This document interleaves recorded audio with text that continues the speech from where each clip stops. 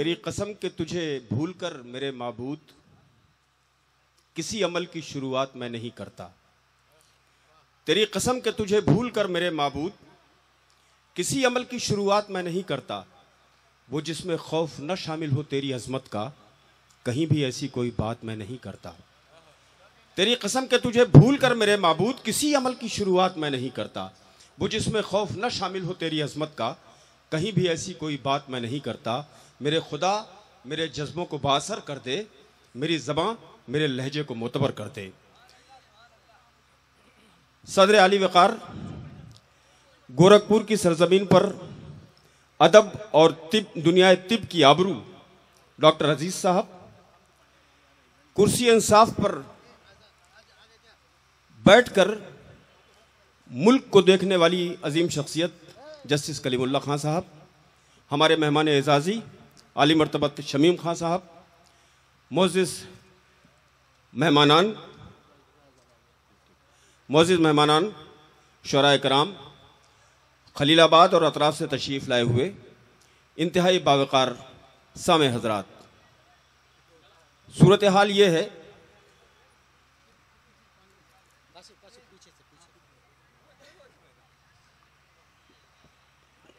कि सुकून दिल के लिए कुछ तो एहतमाम करूं, सुकून दिल के लिए कुछ तो एहतमाम करूं, नज़र मिलाइए मुझसे तो मैं सलाम करूं। और मुझे तो होश नहीं, आप मशवरा दीजिए, कहाँ से छेड़ूं फसाना कहाँ तमाम करूं। आज की ये शब खलीलाबाद में मेरी कई बरस के बाद हाज़िरी, शुक्रगुज़ार हूँ अब बरादर अज़ीज़ अतर खां साहब का, नवेज़ साहब का, उनके तमाम रफ़क़ाए कार का, कि उन्होंने मुझे याद किया और मैं हाज़िर खिदमत हुआ।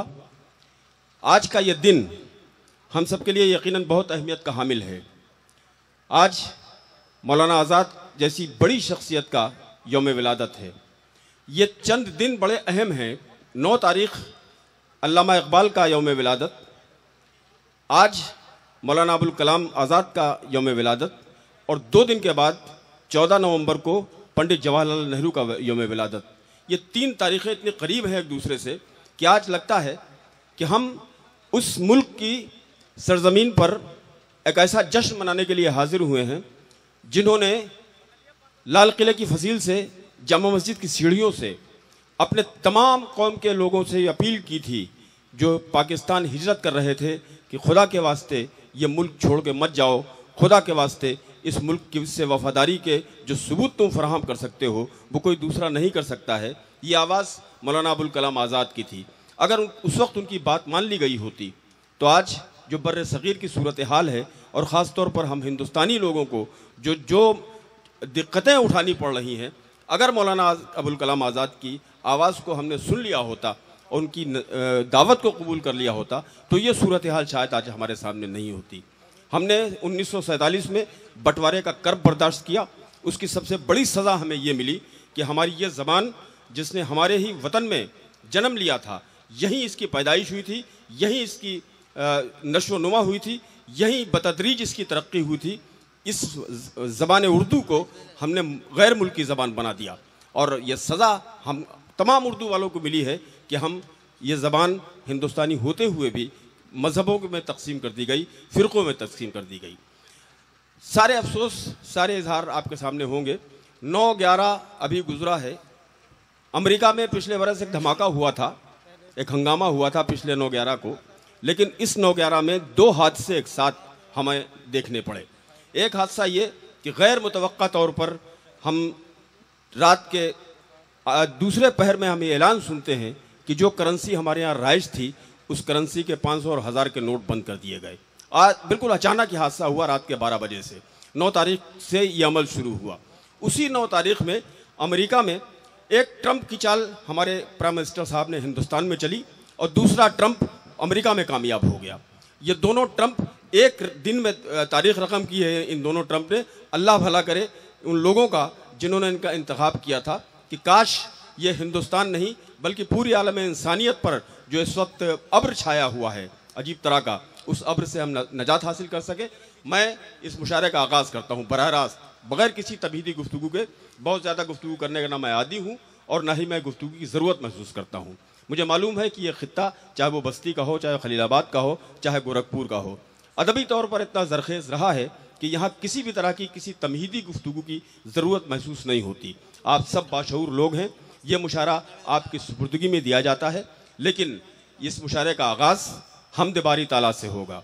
मैं एक ऐलान करना चाहता हूँ कि जो लोग ये कहते हैं कि उर्दू किसी एक फ़िरक़े, किसी एक मज़हब के मानने वालों की ज़बान है, मैं उनके सामने एक नज़ीर पेश करना चाहता हूँ। मैं ये बताना अल्लाह तबारक व तआला ने मुझसे एक काम लिया कि एक हम्द अल्लाह बारगाह रब्बुल इज़्ज़त में मैंने लिखी। बड़े हल्के फुल्के से लफ्ज़ हैं उसमें, बहुत आसान सी हम्द है, लेकिन उन लफ्ज़ों को जिस शख्सियत ने, जिससे मेरे बहुत प्यारे दोस्त ने उसको वक़ार अता किया है, उसको अपनी आवाज़ से संवारा है, वो शख्सियत हमारे फ़िरक़े से ताल्लुक़ नहीं रखती, हमारे मज़हब से ताल्लुक़ नहीं रखती। मेरा बड़ा प्यारा भाई राजकिशोर आज़ाद बहराइच से आपकी सरज़मीन पर हाज़िर हुए हैं। बहुत अच्छे लहजे के शायर हैं, लेकिन उन्होंने मेरे ऊपर एहसान ये किया है कि मेरी इस हम्द को उन्होंने कई जगह पढ़ा है और मेरा वक़ार, मैंने महसूस किया है कि मेरा वक़ार बुलंद हुआ है। तो मैं ये चाहता हूँ कि जनाब राजकिशोर आज़ाद उसी हम्द से बारी ताला से आज के इस मुशारे का अगर आगाज़ कर देंगे तो बिल्कुल सूरत हाल ये होगी कि ब्रह्मन जब सफ़र सूए इलाहाबाद करता है, ब्रह्मन जब सफ़र सूए इलाहाबाद करता है, बुतों को भूल जाता है, खुदा को याद करता है। आइए इस शेर की रोशनी में मैं जनाब राजकिशोर आज़ाद से गुजारिश करता हूँ कि वो लफ्ज़ जो अल्लाह ने मेरे कलम से कागज़ पर मुंतकिल किए थे, उन अल्फाज को आप तक अपनी इंतहाई खूबसूरत आवाज़ में पहुँचा दें। तवज्जो से समात कीजिएगा इस हम्द को, यहीं से मुशारे का माहौल बन जाएगा। जनाब राजकिशोर आज़ाद माइक पर।